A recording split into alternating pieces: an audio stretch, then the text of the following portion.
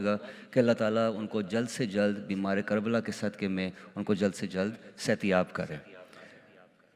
اسی کے ساتھ میں درخواست کرتا ہوں جناب حسن جعفری صاحب سے ایک اور صلوات علی محمد و آل محمد۔ صلی علی محمد و آل محمد۔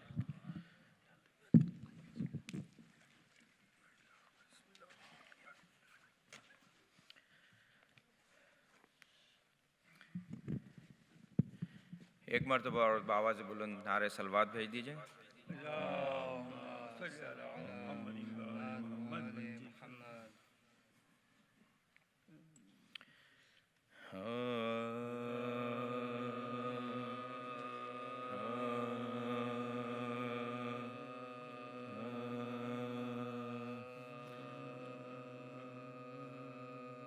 خون اگلنے لگے زنداں کے اندھیرے میں نقی، خون اگلنے لگے زنداں کے اندھیرے میں نقی، بے کسی مہر امامت سے گلے ملنے لگے، اور موت نے آہ بھری گونج اٹھی خاموشی کی، صرف زندان نے کہا قید سے چھوٹا قیدی، صرف زندان نے کہا قید سے چھوٹا قیدی، اور جان دی سیرت سجاد کے شیدائی نے، اور بیڑیاں چوم کے ماتم کیا تنہائی نے، بیڑیاں چوم کے ماتم کیا تنہائی نے، خون اگلنے لگے۔ درود بھیجیے محمد و آل محمد۔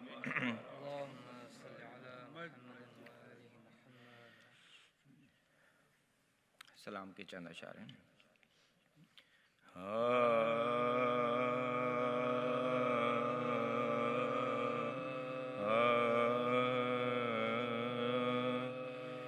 در حسین سے معراج پا کے آئے ہیں، در حسین سے معراج پا کے آئے ہیں، اور ضمیر سویا ہوا تھا جگا کے آئے ہیں، در حسین سے معراج پا کے آئے،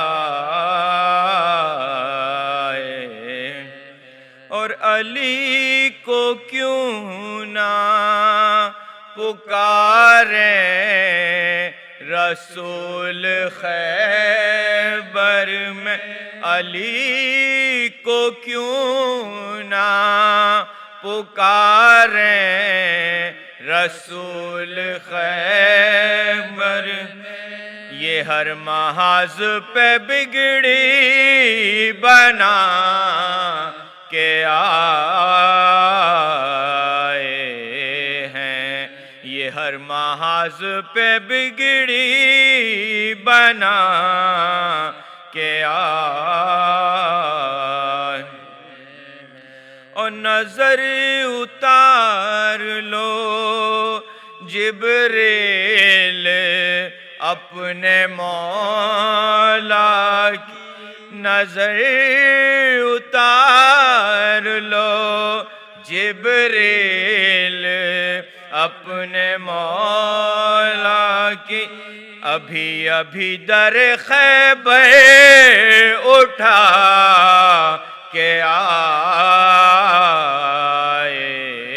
ہیں، در حسین سے معراج پا کے آئے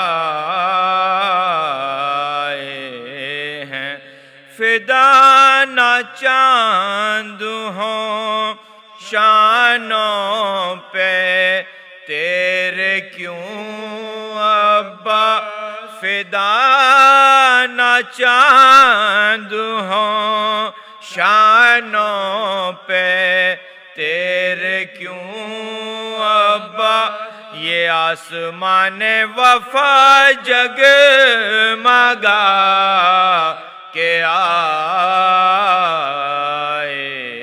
ہیں، در حسین سے معراج پا کے آئے، بٹھائیں کیسے نہ پلکوں پہ ہم نے اشکوں، بٹھائیں کیسے نہ پلکوں پہ ہم نے اشکوں، یہ کام زخم دل سیدہ کے آئے ہیں، یہ کام زخم دل سیدہ کے آئے ہیں، در حسین سے معراج پا کے آئے، خدا کے واسطے عابد کو ناتوان نہ کہو، خدا کے واسطے عابد کو ناتوان نہ کہو، ابھی یہ بار قیامت اٹھا کے آئے،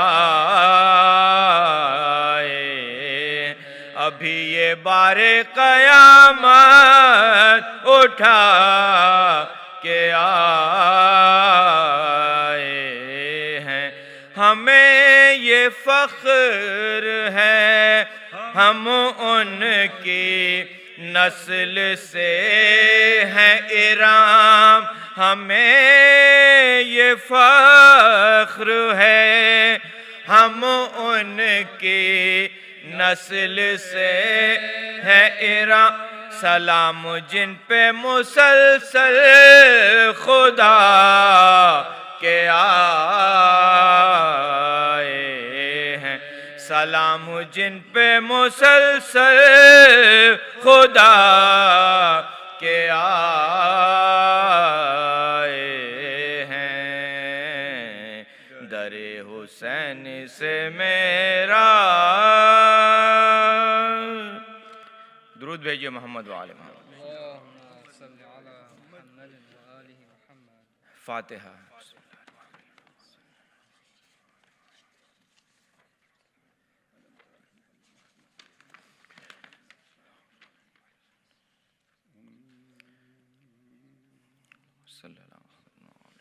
ایک مرتبہ اور درود بھیجئے محمد وآل محمد۔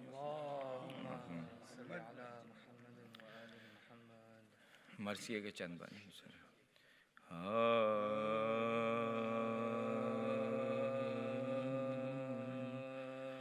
کرتا ہے اس طرح سے راقم روائے حزین بیٹھا جو تخت نجس پہ متوکل تھا دشمن علی نقی وہ عدو دین ڈھایا امام پر وہ ستم جس کی حد ڈھایا امام پر وہ ستم جس کی حد آل نبی کو مورد رنج و لقب کی لکھ لکھ کے خط مدینے سے شیخ کو طلب لکھ لکھ کے خط مدینے سے شیخ کو طلب گھر سے نبی کے روضے پہ آئے بسط بکا پہلے پڑھی زیارت پیغمبر خدا تعویذ قبر چوم کے رو کے پھر کہا جاتا ہوں میں صورت مظلوم کر جاتا ہوں میں صورت مظلوم کربلا جاتا ہوں میں یہ صورت مظلوم کربلا جاتا ہوں میں صورت مظلوم کربلا پیرو ہوں میں حسین علیہ السلام کا یہ آخری سلام ہے مولا غلام یہ آخری سلام ہے مولا غلام پہنچا جو قید خانے میں مشکل کشا کلا فرت علام سے رونے لگے شاہ کے تسکین دے کے بولے شہنشاہ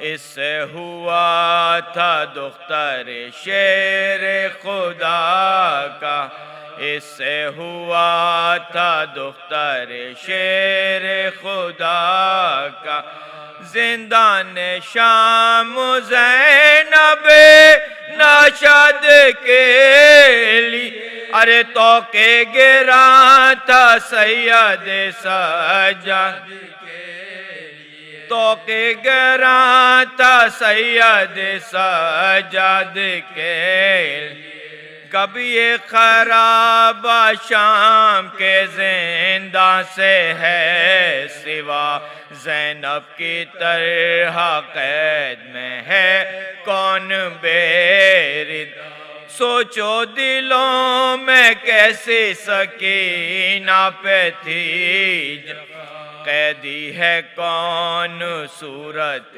بھی مارے کر قیدی ہے کون صورت بھی مارے کر بابا کو اپنے قید میں رونے نہ پائے تھے ارے زنجیر کا وہ غلطہ کے سونے نہ پائے زنجیر کا وہ غلطہ کے سونے نہ پائے اے عاشقان شاہ کرو نہ لو کیا کم تھی بے گناہ پہ یہ قید کی ظالم نے زہر بھی معصوم کو کھاتے ہی جس کے غیر ہوا حال شاہ کھاتے ہی جس کے غیر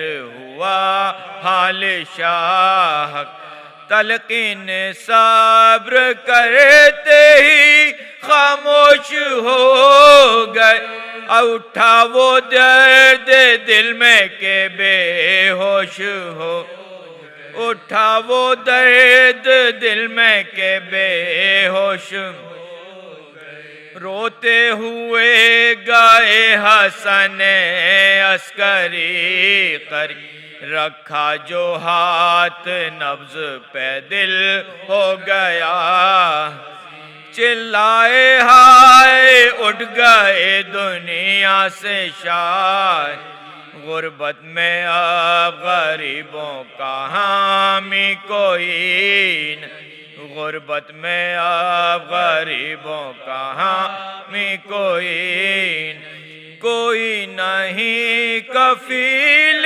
ہے کیا کروں ارے سامان دفن سید زی جاہ کیا سامان دفن سید زی جاہ کیا کروں کرتا ہے اس طرح سے رقم راوی حزین.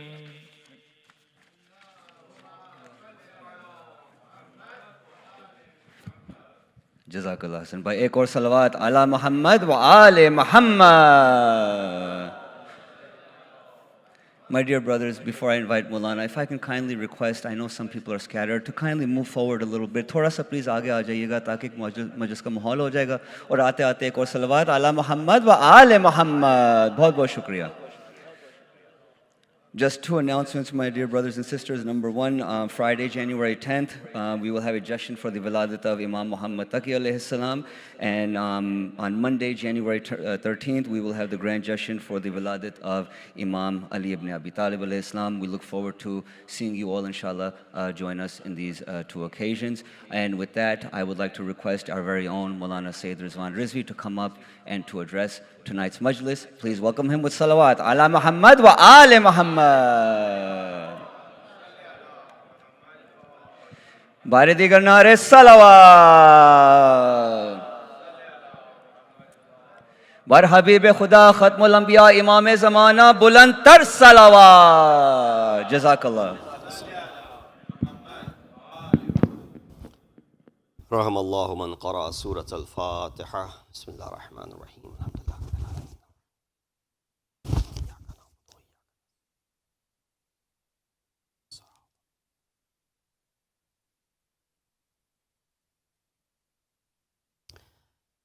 اعوذ باللہ من الشیطان الرجیم. بسم اللہ الرحمن الرحیم.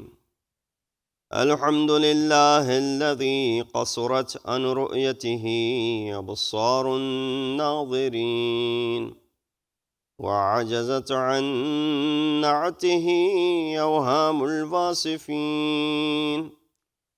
الحمد للہ رب العالمین.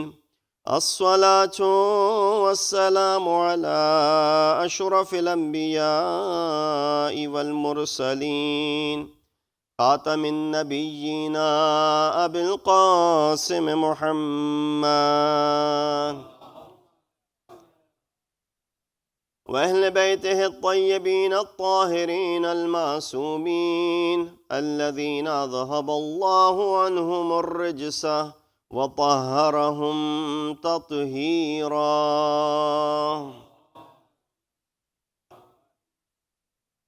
أما بعد فقد قال الله تبارك وتعالى وقوله الحق وهو أصدق القائلين. بسم الله الرحمن الرحيم.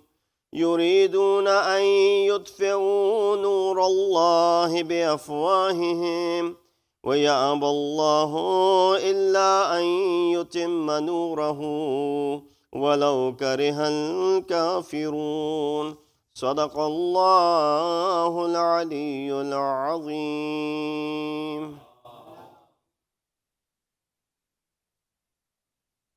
Condolences on this sad occasion, which marks the Shahadat of our 10th Imam, the 10th Noor from the Anwar of Athar, Imam Ali an-Naqi al-Hadi alayhi salatu wassalam. Allahumma salli ala.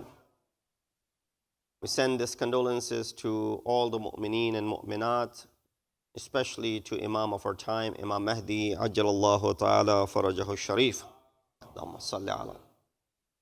And we ask Allah subhanahu wa ta'ala with the barakat of this Imam and the barakat of the dhikr, that may Allah subhanahu wa ta'ala raise us with Imam Masmoom and provide us with the shafaat of Imam on the Day of Judgment, inshallah.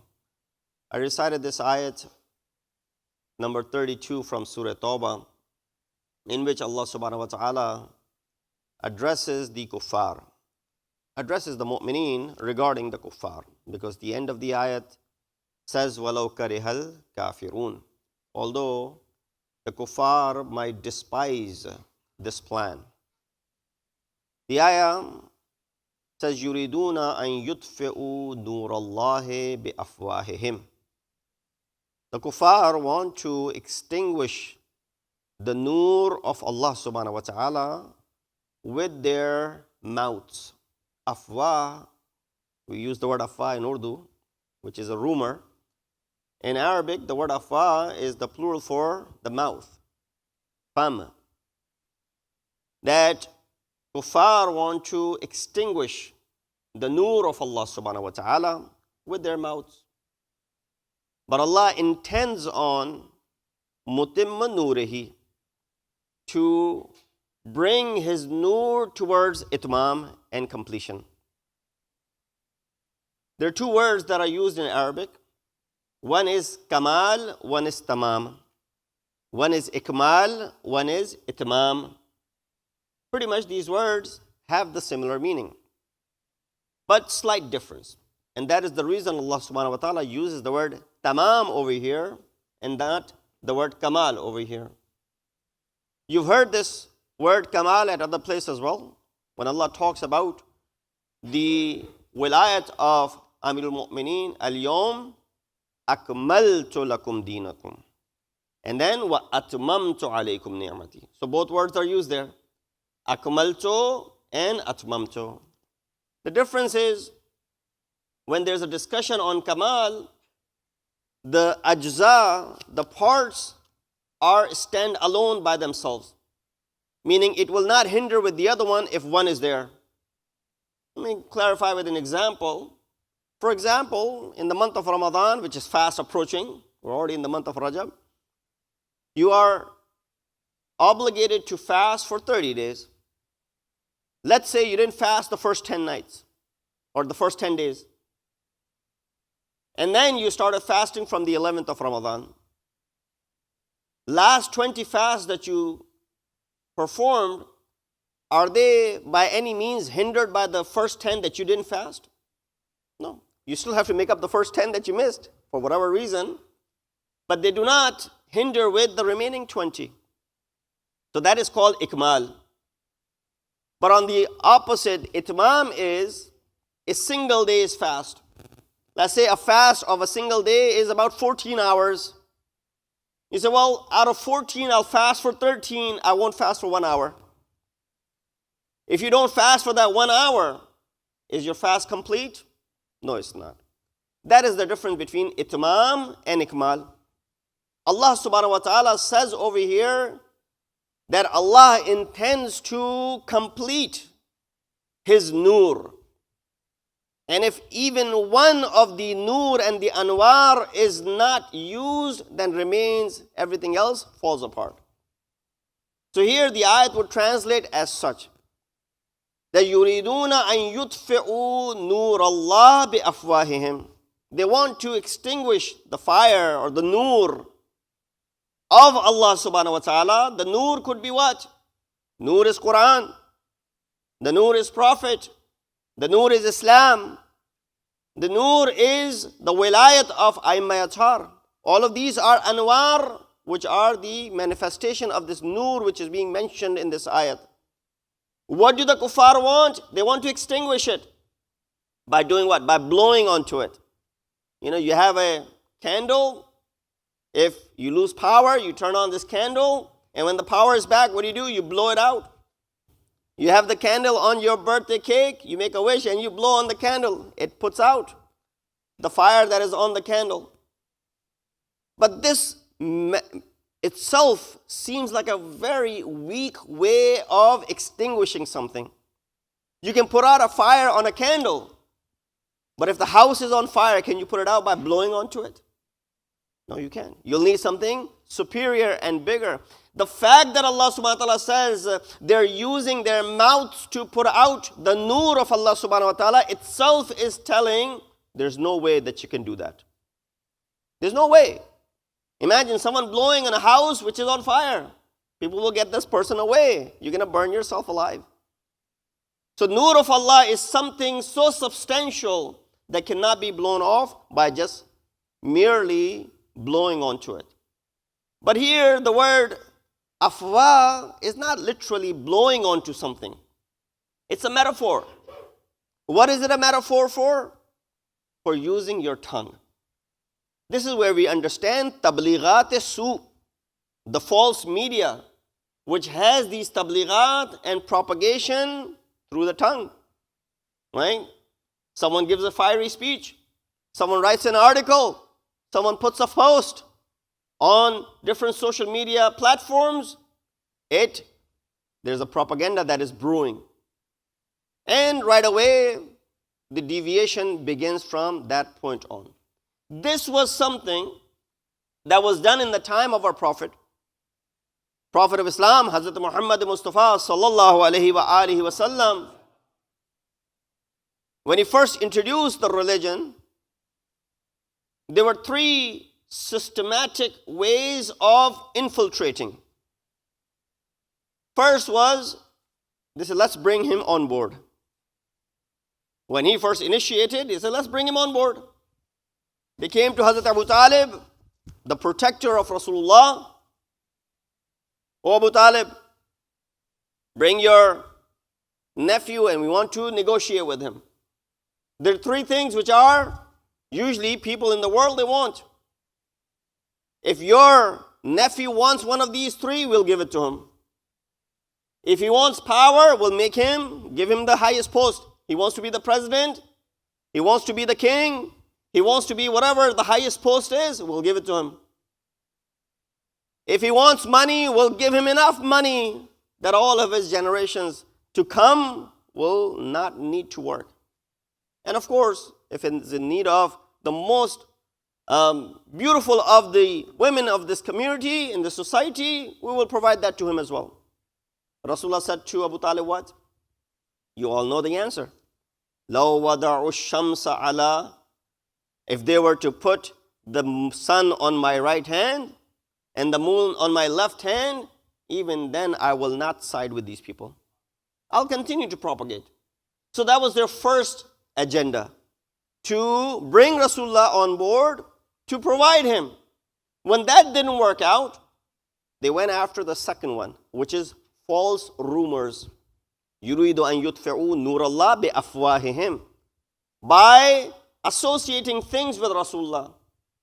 Number one, what did they do to Rasulullah? They gave him names by calling him Majnoon. Right? Innahu la Majnoon, as the ayat of Quran says. That indeed this prophet of yours is Majnoon, is insane. Allah subhanahu wa ta'ala responds in Surah Qalam. Innahu ma anta bi ni'mati rabbika bi Majnoon. O Prophet, you're not Majnoon or insane by the ni'mat of Allah subhanahu wa ta'ala. These people, what they're saying against you, don't worry about it. We know that you're not Majnoon. By calling someone insane, what are you going to do? You're going to go ahead and zero their credibility. And right away, nobody will follow them. That didn't work. Then they attacked him. They called him what? Bal huwa sha'ir. Maybe he's a sha'ir. Now, is it a bad thing to be a sha'ir? Why were they associating the ability of poetry to Rasulullah? And why was it considered to be a bad thing? Well, there's one aspect of shu'ara, which is that they use their imagination a lot. And so shu'ara would use, the more the imagination, the better the shairi would be. The more they go into their imaginations and they bring out this takhayyul, the better the shairi would be. And so they will say, well, he's a shair. He's imagining things. And that's what he's presenting to you. So, don't listen to him. Allah subhanahu wa ta'ala responded to that as well. وَمَا أَلَّمْنَاهُ شِعْرًا وَمَا يَنْبَغِي لَهُ. We did not teach him poetry. So nothing against the poets. But here, because they used their imagination, they wanted to discredit Rasulullah of his message. But actually, if you look at these two claims, first they call him insane, second they call him shair. That itself speaks of how desperate they were. Because how can a shair be majnoon? Shair needs to use his aql. He needs to use his imagination in order to produce. You show him something, you show a shair a beautiful flower. They'll use their aql, their imagination to produce the most beautiful poetry about that flower, for example. Or you tell him about a city, or you tell him about something, or regarding imams, they'll produce the best of the poetry. What do they have to use? They have to use their aql. Can you tell me today, someone who doesn't possess any aql can go ahead and write a poetry? You try writing it. Don't use ChatGPT.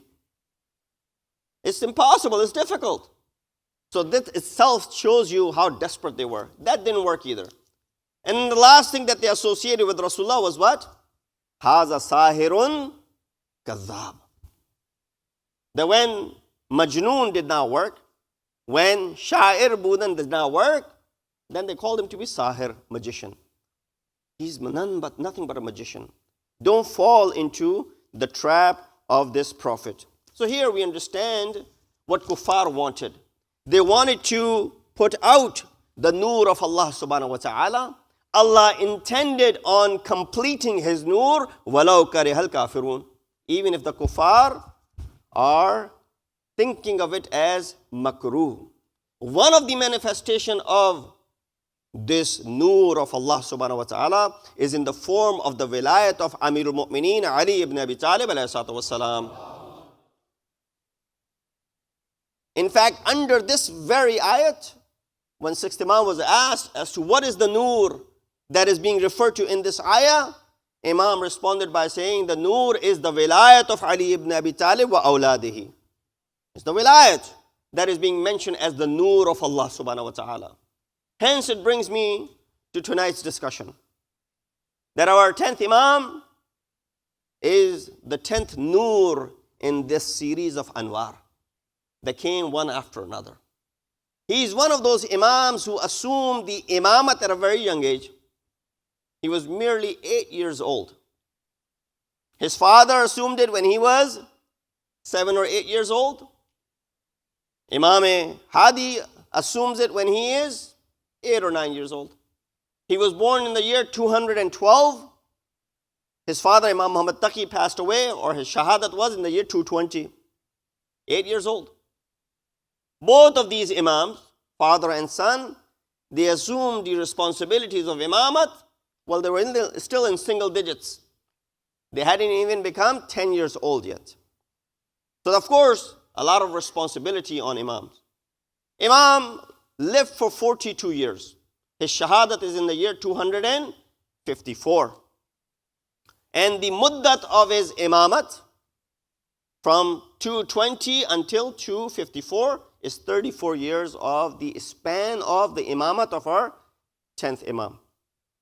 He is someone who is the son of 9th Imam, and his mother is Samane Maghrabiya.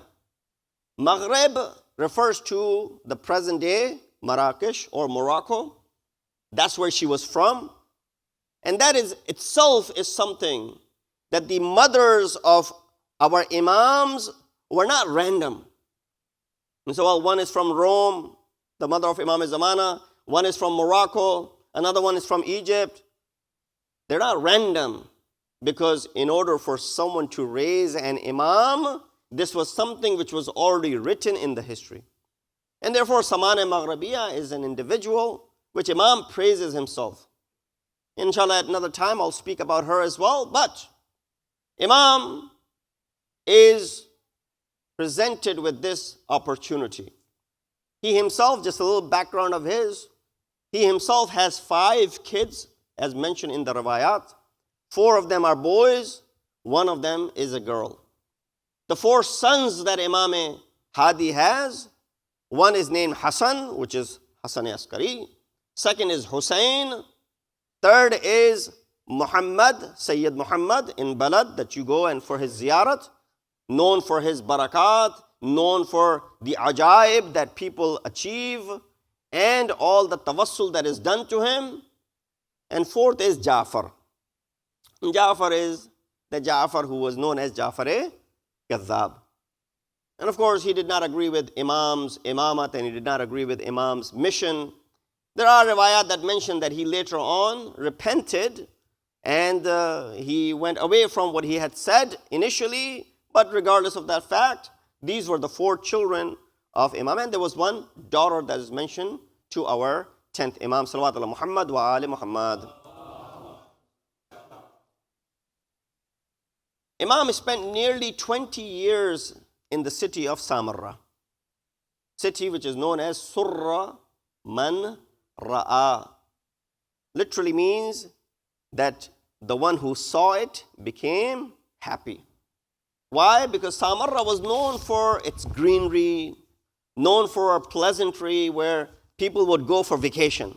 You know, you go for a vacation, a spot which is pleasant. Samarra was such a place. There weren't many Shias living at that time, and even today there aren't many Shias that live in Samarra. But that was the town, a garrison town, which of course Imam Askari spent his entire life in that town as well. So his father, Imam Hadi, was summoned by Mutawakkil to Samarra, where Imam spent the last 20 years of his life. Imam ﷺ, there are many miracles that are associated with him. I wanted to share a few stories. One of them from this cruel ruler of Abbasids, Mutawakkil. Mutawakkil was known as the Yazid of his time. In his cruelty, he was known to be Yazid. As Yazid was to Banu Umayyah, Mutawakkil was to Banu Abbas. One day, Mutawakkil asked all of his army men to gather, and he also invited Imam Hadi. And he wanted to insult Imam ﷺ. You know, the grudge that they had, not understanding the position of Aimma Athar, and not withstanding that how people pay respect to them, how people show reverence to them. That was something which was brewing this jealousy in them. And they would always go after taking revenge. Same thing could be said about Yazid. He had the allegiance from everyone. Why go after Imam Hussein? Even Yazid knows that if I don't get Hussein's allegiance, my allegiance to everyone in the Muslim Ummah is wasted. Same thing is here with Mutawakkil. He wants to show his superiority and he wants to insult Imam ﷺ. So he invites all of his army men, and they're all his wuzara, and everyone is sitting on their rides, their horses. And he invites Imam ﷺ to insult him, does not offer him a horse, brings Imam, keeps him waiting like you would make someone who is worthless outside. Don't let them come in.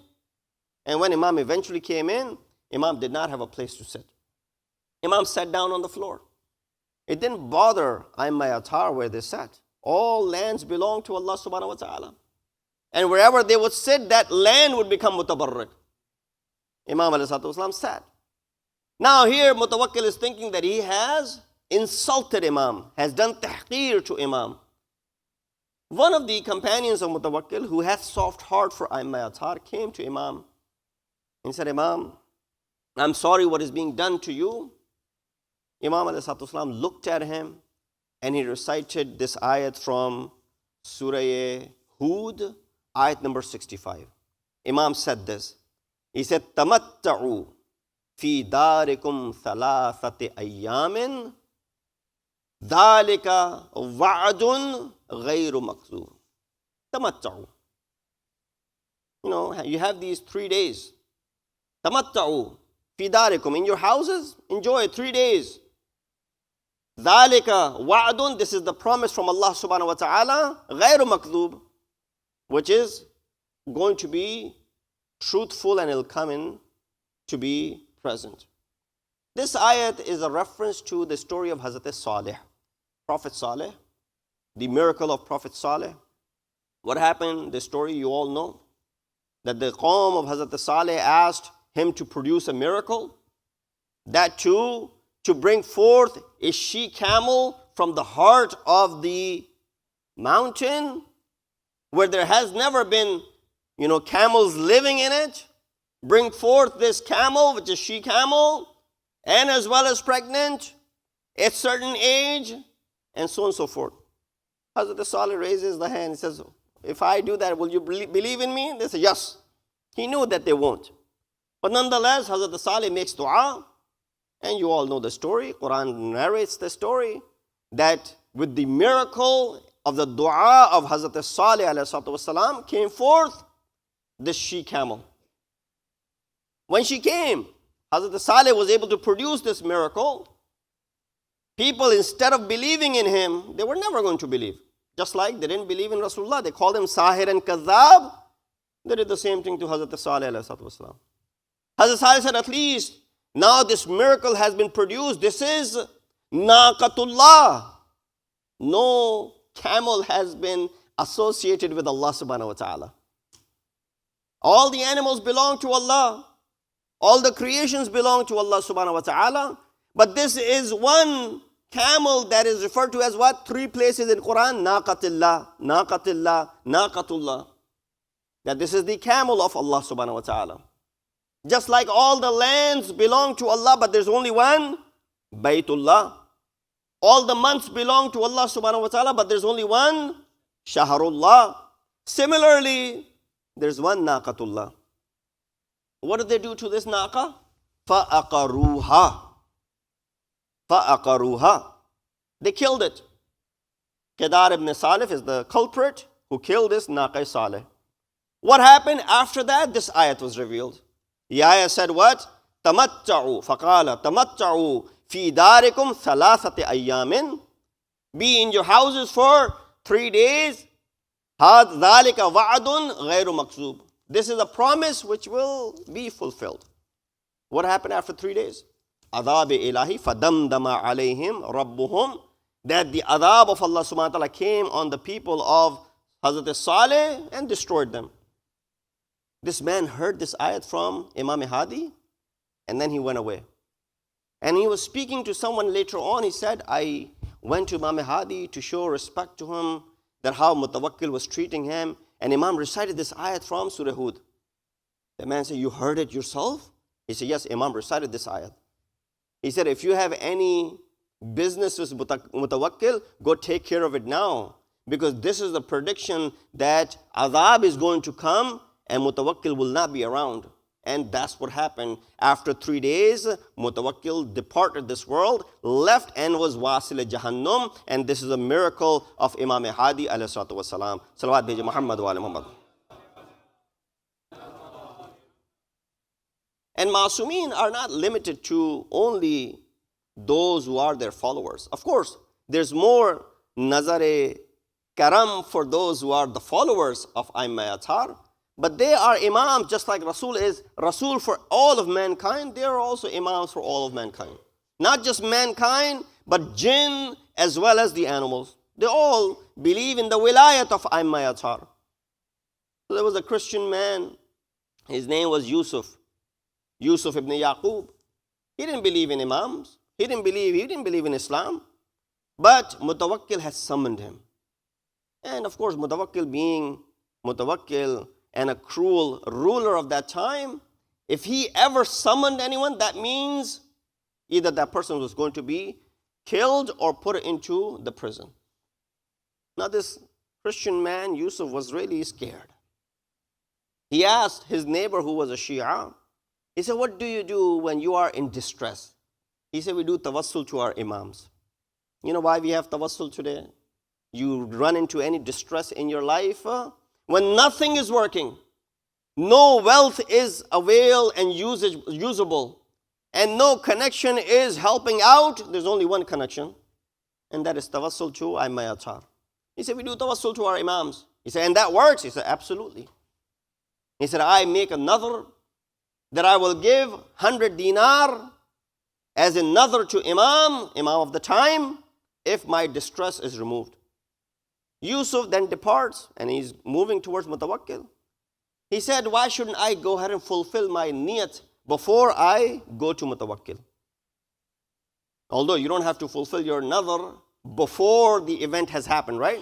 When you make a nazar, when do you have to fulfill it? Afterwards. If your nazar does not come true, then you don't have to. It's not wajib upon you. So he thought that I should go ahead and take care of it as I'm moving towards. He did not know where Imam lived. He said, my sawari, my ride, stopped at a place. No matter how much I tried, it didn't move. The man came out of that house. He said, oh, Yusuf. He said, this is the first sign. I did not know the house of Imam. This man is calling my name. He said, yes, my name is Yusuf. He said, come inside. Imam is waiting for you. He said, that is the second sign. And when I went inside, the ghulam said to me, give that 100 dinar that you have made nazar to. He said, that is the third sign, that I had no idea where Imam lived, how he was aware of this. Although after seeing some people, even when all the signs are given to them, still they don't believe. Same thing happened to this man, Yusuf. Imam predicted. Imam said, this man, Yusuf, although Imam helped him and he said, forget about your distress, nothing will happen to you, nothing will harm you. We are guaranteeing it. He went to Mutawakkil and he came back alive, nothing happened to him, he lived longer. But Imam said, this man will not bring iman onto me. Imam said to him as well, إِنَّكَ لَا تُسْلِمْ وَلَكِنْ سَيُسْلِمُ وَلَدُكَ. You will not believe in us, you will not bring Islam, but your progeny and your children will become Muslim. Riwayat mention that yes, the children of this man, they became Muslim. In fact, they used to say that who is amongst us, who is like me? I am the gift of Imam Hadi alayhi salatu wasalam. Salawat biji Muhammad wa ala Muhammad.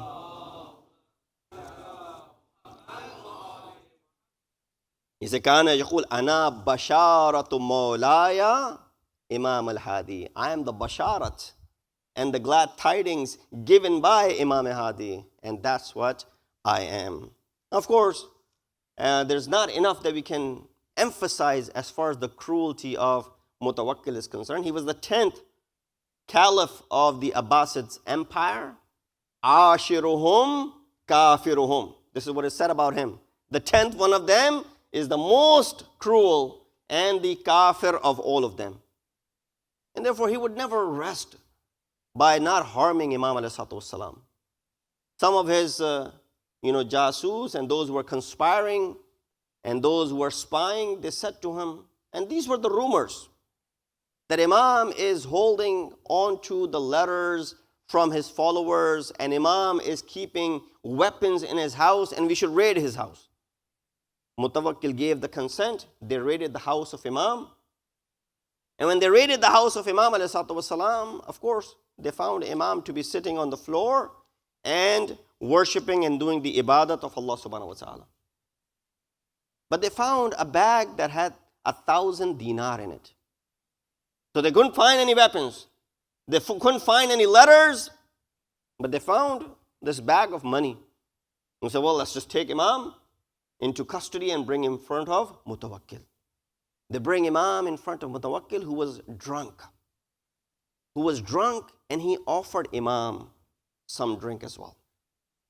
Imam said, Wallahi, my body and my flesh has never touched anything like this and will remain safe from it. There is something which is haram from Allah subhanahu wa ta'ala. These are the type of people that people used to call Amirul Mu'mineen.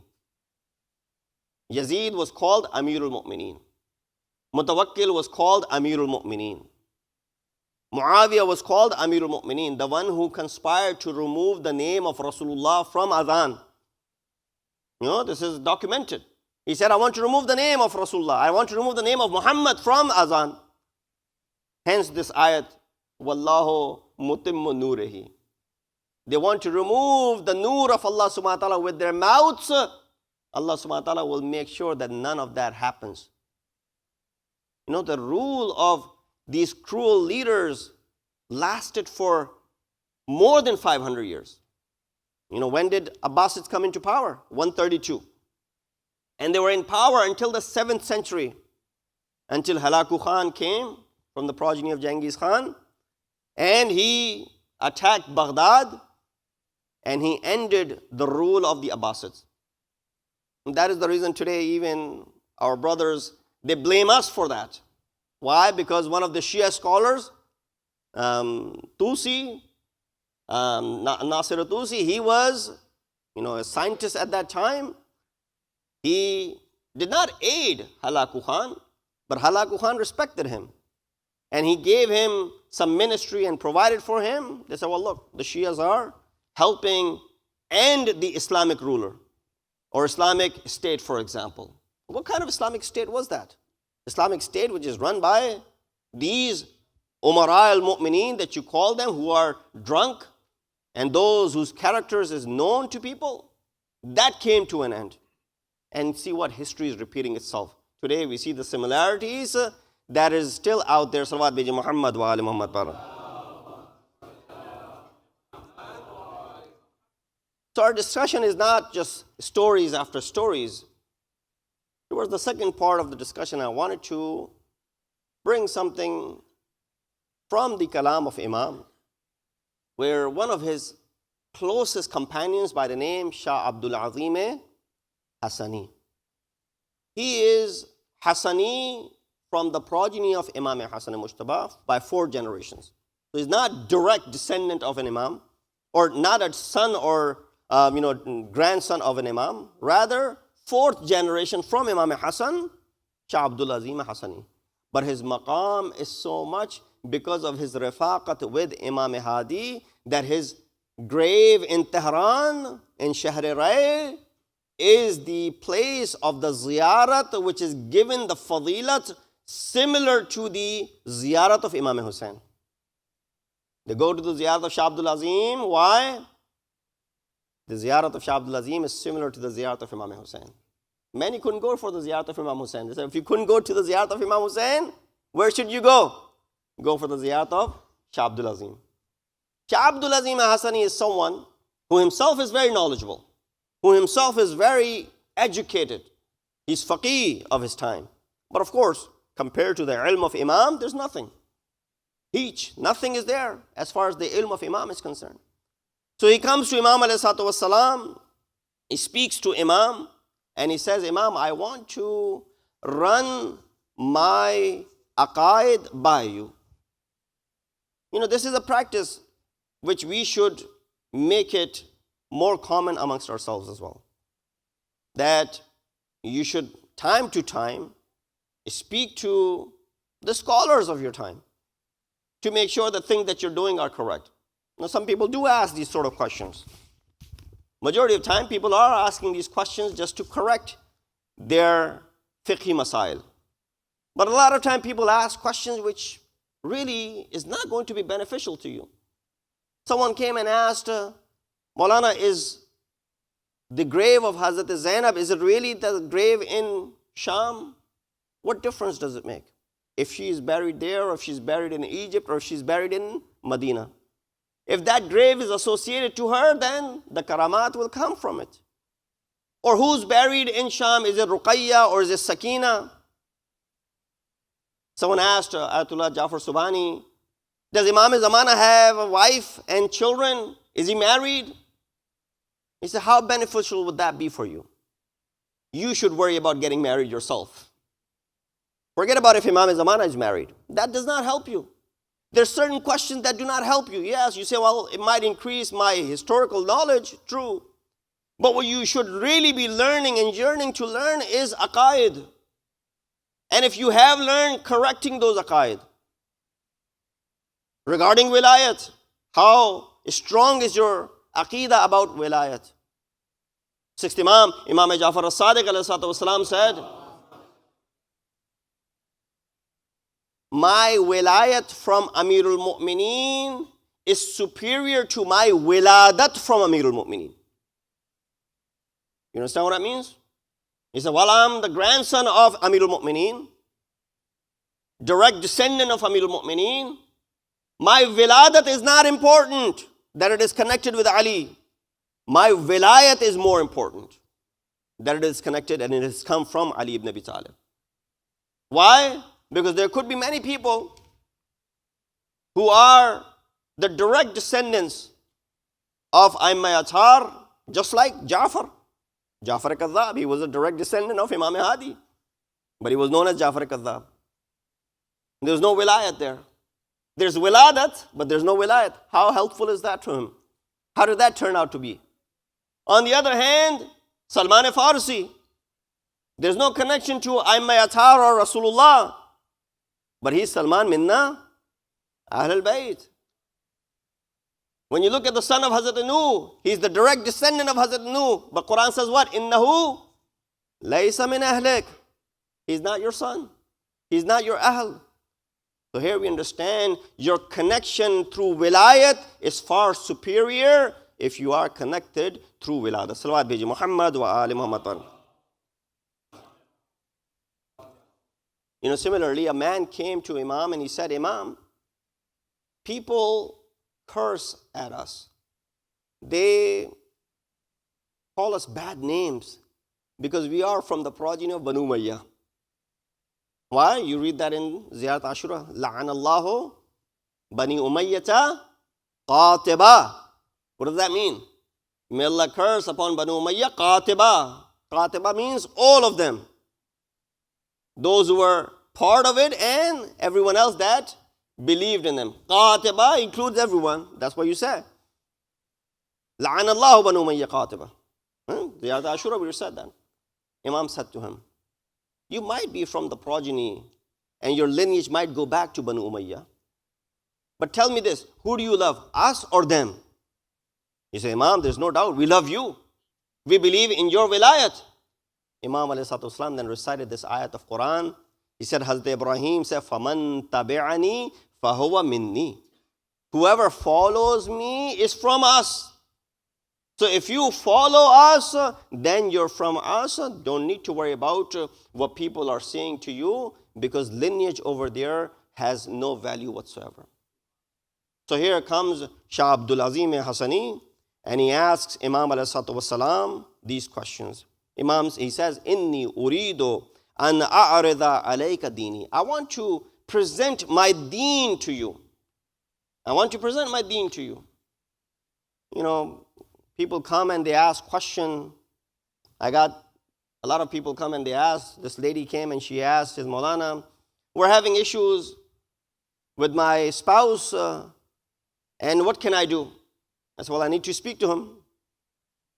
No, he doesn't want to speak to you. Well, how am I going to solve the problem if he doesn't want to speak to me? No, he'll speak to me, so you tell me what to tell him. Now I'm going to sit here and tell you all the things and then you're going to go ahead and tell him. When someone is mariz, what do you do to him? You bring him to a doctor. He said, I don't want to go to a doctor. Then what do you tell this person? Then this maraz will take your life. Therefore, make sure that you reach out and take this help and get this help. It's not going to work. You say, well, I'll see Ayatollah Sistani. Well, Ayatollah Sistani doesn't have time to see every single mu'min around the world.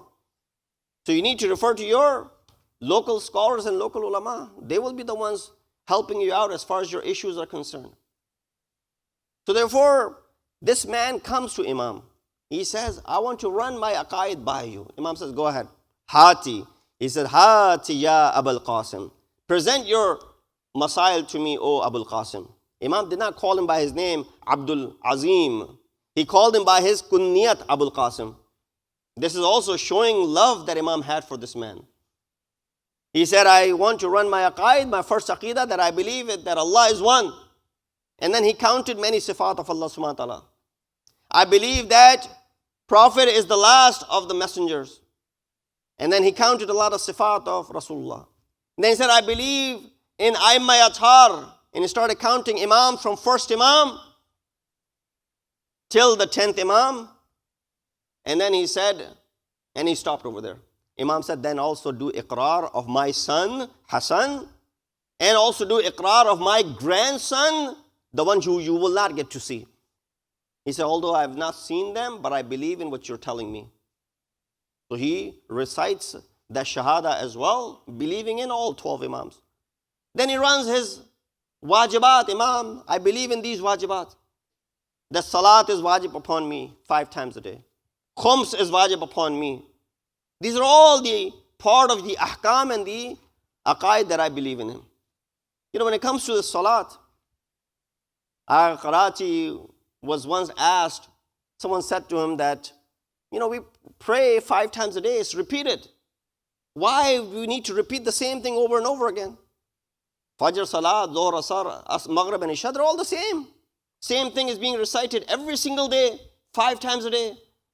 Shouldn't be, if there was tanawwu, there was difference in it, that would make more sense. Why do we need to repeat? He responded by saying, do you eat breakfast every day? Do you sleep every day? Do you go to work every day? Do you exercise every day? Okay, maybe not exercise. Do you watch TV every day? Do you watch that movie that you've watched over and over again because you like it so much? You don't ever question repetitive nature of those things, but when it comes to salat, you're questioning it. Then he said something very important. He said in 24 hours, there are 96 15 minutes, right? In 1 hour, you got 4 quarters, right? First quarter, second, third, and fourth. 15 minutes, 4 15 minutes in an hour. He said there are 96 quarters in an entire day. If you pray your salat 17 rakat with all khuzu and khushu, it'll take you 15 minutes. He said out of 96 quarters that are in a day, give 1 to Allah subhanahu wa ta'ala, keep 95 to yourself. That's how much you're spending. Just 1 out of 96 in the entire day. And that is difficult to you. One of the companions of Imam, Abu Hashim al-Jafari, he was in prison for a long time. And he was, majboor, and he was poor and poverty struck. Imam ﷺ, he asked Imam, when will this end? You make dua for me? Imam said to him that tomorrow you will pray your dhuhr salat at home. Imam gave him basharat. He was excited. The next day, he was released. First thing he did, he came to Imam ﷺ. Because when he arrived home, he said, at home, I didn't have anything. There's no food for my children. There's nothing is there. Imam, I'm in a very difficult state. As he walked into Imam's bargah, before he could even open his mouth to complain to Imam, Imam said to him, O Abu Hashim, فَأَمَّا بِنِعْمَةِ رَبِّكَ فَحَدِّثْ. Thank Allah subhanahu wa ta'ala for all the ni'mat that He has given to you. Before you go ahead and open your mouth about and complain to Him that which you do not have. A lot of time we are complaining. We don't have this, we don't have that. So-and-so has this, so-and-so has that. He said, Oh Maulana, what do I have that I should be thankful to? He said, you're really asking this question? You have iman. You believe in our wilayat. You believe in our imamat. Although it is associated with another imam, but it's worth mentioning over here. Similar incident. A man came and he said, Mama, I'm poor. I need to pay off my debts. I need to do this. I need to do that. Imam said, you're the richest man in the world. He said, Imam, are you joking? I don't even have enough money to buy food for next meal for my children. Imam said, no, you're the richest man in the world. He said, Imam, what are you talking about? He said, do you believe in our wilayat? He said, yes, I do. He said, will you trade our wilayat for an amount of money? Even though you're in need of it? He said, never. He said, I can never put a price value on your wilayat. Imam said, then if you can't do that, then you are the richest man in the world. Keep firm faith in imams and Aimma Athar. Continue your connection with them, and especially to the imam of your time, because through him that shafaat will be achieved. Imam ﷺ lived in Samarra for 20 years. And after the cruelty of Mutawakkil, while he was Wasil Jahannam, his children after children that came did not make it easy upon Imam ﷺ. In the year 54 after Hijrah, Imam ﷺ was poisoned. Imam was poisoned and his body start to frail, and the signs of weakness start to appear on the body of Imam alayhi salatu wasalam. As the signs of frailty came upon the body of Imam, all his children surrounded him. Today if your loved one is in hospital, you all go to the hospital, you sit around them, your father, your mother, your grandfather, your grandmother, whoever. If you go to the hospital, you sit around them. If they ask for something, right away you rush and you get it for them. If they open up their mouth and they say, I need some water, right away all the children will get up to go get water. If they say, I want to speak to someone, call them, right away you will go ahead and make the call. You won't deny them of that. You'll do everything that you can for that loved one of yours. Imam ﷺ also has his children surrounded. They're sitting next to Imam. Imam asks for something, but the daughter of Imam is weeping and she cannot help him. There's nothing that she can do for Imam at that moment, that Imam is suffering because of the poison that has entered into his body. Imam ﷺ lived that life and the cruelty of these Khulafa Abbasi. Imam ﷺ departed this world, but his children were there. All of his kids were present. Aside from Syed Muhammad, who had passed away, all the other kids were present. They took care of Imam. They provided for him.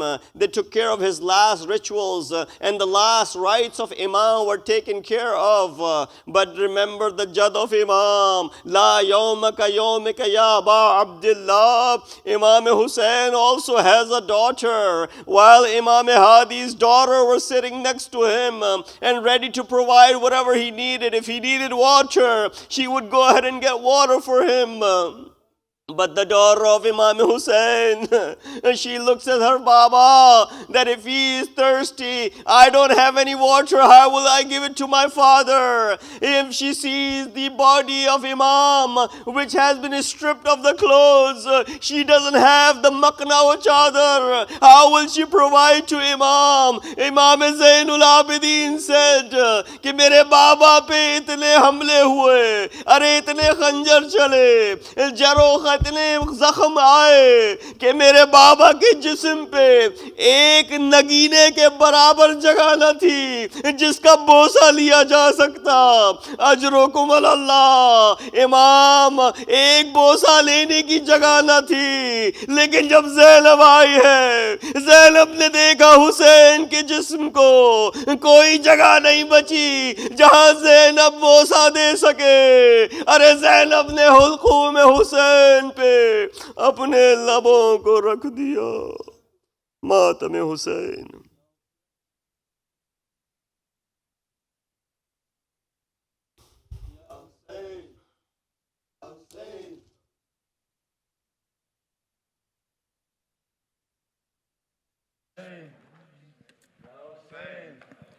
پھر مدینے میں محمد کو ستایا گیا ہے.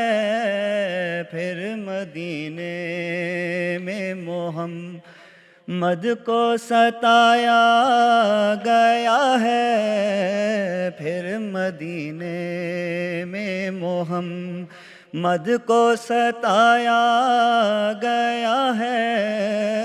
پھر مدینے میں محمد کو ستایا گیا ہے. پھر مدینے میں محمد کو ستایا گیا ہے. ظلم کا زہر نقی کو جو پلایا گیا ہے. ظلم کا زہر نقی کو جو پلایا گیا ہے. پھر مدینے میں محمد کو ستایا گیا ہے. پھر مدینے میں محمد کو ستایا ہے. پھر مدینے میں محمد کو ستایا گیا ہے. پھر مدینے میں محمد کو ستایا گیا ہے. ظلم کا زہر نقی کو جو پلایا گیا ہے پھر مدینے میں کو ستایا گیا ہے پھر مدینے میں محمد کو خون آلود ہوئی پھر سے ردائے زہرا خون آلود ہوئی پھر سے ردائے زہرا اس کے بیٹے کا پھر خون بہایا گیا ہے پھر مدینے میں محمد کو پھر مدینے میں محمد ہے پھر مسلمانوں نے پردیس میں مارا ہے حسین پھر مسلمانوں نے پردیس میں مارا ہے حسین پھر سے دل ایک سکینہ کا دھکایا گیا ہے پھر سے دل ایک سکینہ کا دکھایا گیا ہے پھر مدینے میں محمد کو پھر مدینے میں محمد کو ستایا ہے پھر سے اولاد محمد ہوئی راہوں میں یتیم پھر سے اولاد محمد ہوئی راہوں میں یتیم سر سادات سے پھر باپ کا سایہ گیا ہے پھر مدینے میں محمد کو ستایا گیا ہے پھر مدینے میں محمد حیدر زہرا تو جلایا تھا مدینے میں مگر در زہرا کو جلایا تھا مدینے میں مگر دل زہرا کئی شہروں میں جلایا گیا ہے پھر محمد کو ستایا گیا ہے پھر مدینے میں محمد کو ہے پھر مدینے میں محمد کو ستایا گیا ہے پھر مدینے میں محمد کو ستایا گیا ہے ظلم کا زہر نقی کو جو پلایا گیا ہے پھر مدینے میں محمد کو ستایا